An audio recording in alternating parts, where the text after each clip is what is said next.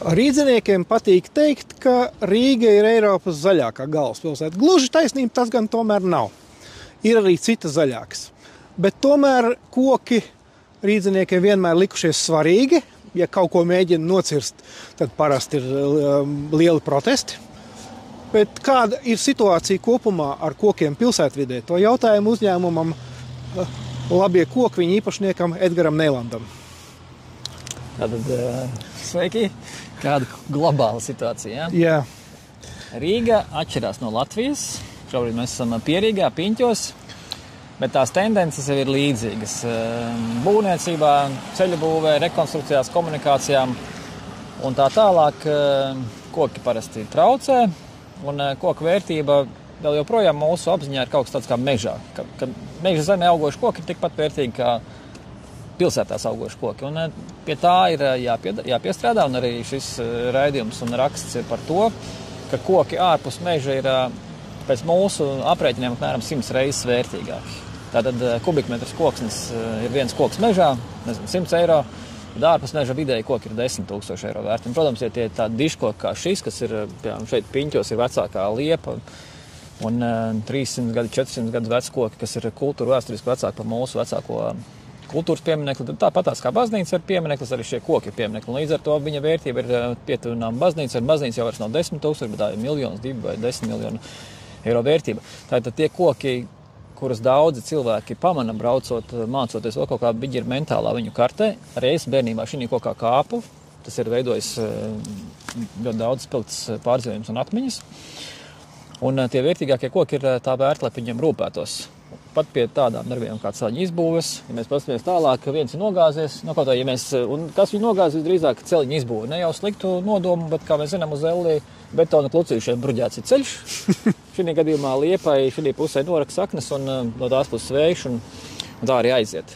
Tie varenie koki pasnies, tur atkal tas pats, bet tur ir stutīte. Un Mārpas pašvaldība Babītes kādreiz ir arī droši vien kaut kā skubinot, mudinot cilvēku iedzīvotāji, kad ir daudz lietas izdarīts, bet vēl daudz lietas, ko mācīts. Un ir process. Un tas process ir interesantākais, ja mēs prasat, kas ir aktuāls šobrīd. Tā aktuāli ir koki.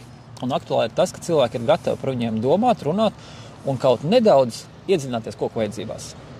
Tāpatās mēs pirmo reizi jūtam, ka no Saimas pie mums atbrauc kāds vai Rīgas ūdens ir tik tālu tikuši, ka viņi ar mums nosēžās pie galda un gatavi runāt. Mēs zinām, kādas ir aizsargjoslas ūdenim, kanalizācija, gāzēm, elektrību un tā tālāk, bet visu to ievērojot, nevar iestādīt kokus pilsētā. Un tie koki, kas bija Kufalta vai pirms 100 gadiem stādīti vai vēl senāk, tie ir nobeigušies Rīgā, īpaši iela malās starp trotuāriem un ietvēm. Arī citās pilsētās viņi iet uz beigām un jaunas vairāk iestādīt nevar, jo ir saskaņotas un ieraktas kādas no komunikācijām, kurām ir savas aizsargjoslas. Un tas krājies, un tas dambis ir pārlūzis, jo šobrīd pilnīgi visi politiskie spēki, ja mēs runājam par Rīgu, bet arī citur Latvijā, ir apsolījuši stādīt vairāk kokus. Jo koki, viņi jau rūpēs par mūsu labbūtību, un tas labbūtības ir Maslow piramīdā, tā, ka mēs esam dzīvi un drošība. Mums vajag to vidi, ko mēs gribam saviem bērniem atstāt, un kas ir skaista, kas ir iedvesmojoša, un kur klimats, viss tās temperatūras svārstības, kad tie plus virs 35 vai nedod Dievs 37, mēs esam 36,5, respektīvi ārā ir karstāks nekā mēs nomirstam no tās temperatūras. Respektīvi gan karstāko, gan augstāko, vējš un sals un viss tās pārējās lietas, ko koki dod, cilvēki ir apzinājušies, un pat jau dāmas cilvēks ir pārlūzis. Ko jūs domājat īsti ar vārdiem dāmas pārlūzes? Ka mēs stādīsim vairāk vai ka mēs stādīsim vairāk un mēs stādīsim uz komunikācijām. Komunikācijas ar ekonomikas ministriju arī vakardien mēs runājam par to, tur nav variantu vairāk. Ja viss ir tā kā paliek, ka visa Rīga ir sadalīta un vienalga, kurš Rīgas mērs apsola pilsētniekiem iestādīt kokus, viņš to nevar izdarīt, jo likums neļauj stādīt pie komunikācijām. Un tas ir krājies, Ušakovs uzkāp uz tā grābekļa, un tagad jaunie tāpatās, un solījumi ir viena, bet ja to fiziski nevar izdarīt, un iedzīvotājiem vajag gan ūdeni, gan elektrību, gan arī kokus pilsētā. Un to var izdarīt. Ļoti daudz, kā jau jūs teicāt, galvaspilsētas ir blīvākas, bet zaļākas. Un tie risinājumi pasaulē pastāv. Un šobrīd viņi nāk kaut kā cilvēku, iedzīvotāju, politiķu, inženieru apziņā iekšā. Kā tad mēs varam sadzīvot, ko tiem kokiem vajag? Kas ir lielākie koku ienaidnieki pilsētvidē? Celtniecība vai sals? Cilvēki. Cilvēki visos gadījumos skaidrs, jo viņi gan ceļ, gan kaisa sāli. Kaitēkļu uzbrukumi vai izgrauži vai kādi citi lieli, kas ir uzplaiksnījumi. Bet tas arī pārsvarā ir tāpēc, ka cilvēki ir izveidojuši monokultūras vienā vecumā un kaut kā tā. Bet, ja mēs runājam par cilvēka kaitīgo iedarbību uz pilsētvides kokiem, tad es tā varētu slēgt top 5 trakākās lietas. Jautājums ir droši vien kā, kuru gadu un kad kas ir vairāk, bet komunikāciju izbūve ir viens no tiem, kas norauj saknes, un mēs pat neredzam. Tiek tranšēs aizbērt, un vienkārši koki slikti jūtās apkalst, izgāžās līdzīgi kā šī liepa, un tas notiek pēc 30 gadiem. Vai, šis bruģis arī izstāstā, ka viņš ir 15 gadi apakaļ tikai uzlikts, un tas ir celtniecība, būvniecība. Joprojām mēs vidēji labi iekārtojam Eiropā vienreiz 25 gados pārbūvēt celiņus un apgaismojam un krēsliņus un vispār jau. Tad pie mums vienreiz 50 gados, bet tāpatās tas ir cikls, kura laikā mēs esam ļoti agresīvi. Un tad ir tā aizsardzība, tāpat kā mēs tur redzam, tie sarkanie žogi, vai mēs tādā brīdī nobraukājam saknes vai nenobraukājam, vai atsitam vizu vai neatsitam, ļoti būtiski. Jo tas ir 1 un 2 reizes koka mūžā, un cik saudzīgi mēs viņu apējamies. Tad tā dramatiskā koku apzāģēšana, kas bija ļoti populāra 90. gados, kaut kur vēl 2000. Un tad drusku pierimās, bet tāpat ik pa laikam ir tāds uzplaisnījums šobrīd arī Āgenskalnā, kur apzāģēta diezgan daudz koktenī bērndāras teritorijā, kad cilvēki ar motorzāģiem, ar trepēm vai kādiem pacēlumiem, bez jebkādām zināšanām par koku vajadzību, koku kopšanu. Neskatoties to, ka Latvijā ir jau kādi 300, pat varbūt 400 cilvēki ar izglītību gada garumā, bulduros, ogrē vai ērgļos, kokopja arboristi. Joprojām ir cilvēki, kas visdrīzāk ir motorzāģu īpašnieki, un viņi piedāvā pakalpojumu sakop koku. Un tad tā kā viņiem paprastā viņi arī izdara, bet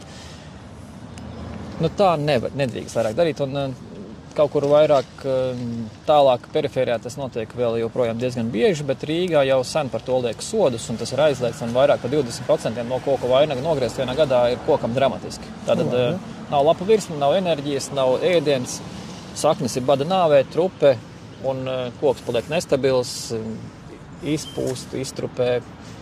Arī tas, kas attaug, tas ir bīstams un ātrās lūst, un tās ir pirmās nodarbības, ko kokopiem māca. Kā tad mēs varam palīdzēt un kā varam sabojāt kokus. Labi. Bet tas joprojām ir trīniekā, bet kādreiz tas bija varbūt tās pat vieniniekā, kad liepām, pilnīgi noteikti visām dzirkastaņām, kļavām, pat ozoliem griez galotnes nost, un tad bija katastrofa. Tā man ir prieks, ka mums jau ir progress. Mēs ejam uz augšu. Sāls, ja mēs tā skatāmies, ir problēma. Tāpatās sālu Latvijā lieto daudz. Es tikko biju Somijā, Somija pilsētās diezgan bieži izmanto pat tās pašas siltās grīdas vai siltos segumus, kā apakšā ir tosols, kurš silda un kausē nost vai elektrība. Un tad ir tie akmentiņi, kur vienmēr ir jautājums, vai mūsu lietusūdens kanalizācija tam ir gatava un kas to savāks, pavasarī un tā tālāk, bet tās ir alternatīvas. Un arī tur staigājot, braukājot, Helsinki centrs ir balts segums. Viņš ir ledains, ir kaut kāda akmentiņa, respektīvi mums nav akmentiņa grāns vai vēl kaut kā. Bet ziemā tu vari paslīdēt, esi uzmanīgāks, neskrien, bet tāpat cilvēki braukā ritiņiem un vispārējais lietas notiek. Tāpēc par sāli ir alternatīvas, es jau uzreiz to ieminējos, it kā tikai tas ir viens no jautājumiem, bet vēl no jautājumiem, ko cilvēks sliktu izdara kokiem, mēs daudz par bieži nozāģiem kokus, kuri mums liekas, ka ir bīstami, bet īstenībā tādi viņi nav. Ka cilvēki pamana dobumu. Piemēram, šis koks, mēs paprasītu vienkārši iedzīvotājiem, es pieļauju, ka kādiem 50% liktos, ka viņš ir bīstams, jo viņam taču ir trupa, viņš viss ir iztrupējis. Un viņš ir milzīgs, un ja viņš te dzīvot, ja tā būtu privāta cilvēka māja vai te viņa bērni uzturētos katram otrajam, un tas ir dramatiski, liktos, ka šis koks ir bīstams. Un speciāls atnākot, viņi jau redz visas tās reakcijas koksne, un ir kaut kādas sistēmas ieliktas, un ir ieguldīts darbs, lai viņu sakopt. Un tāds koks var nostāvēt vēl 100 gadus, ja par viņu parūpējās. Ja nenobrādā ļoti daudz saknes un kaut kādas citas lietas, ko vajadzīgs vai nenoroka akal. Tagad mēs ļoti bieži pieņemam lēmumu, ka koks jānocert, lai gan viņš vēl varētu stāvēt 50 gadus. Bet ir arī reizes, kad ļoti bīstamiem kokiem nepievēršam uzmanību.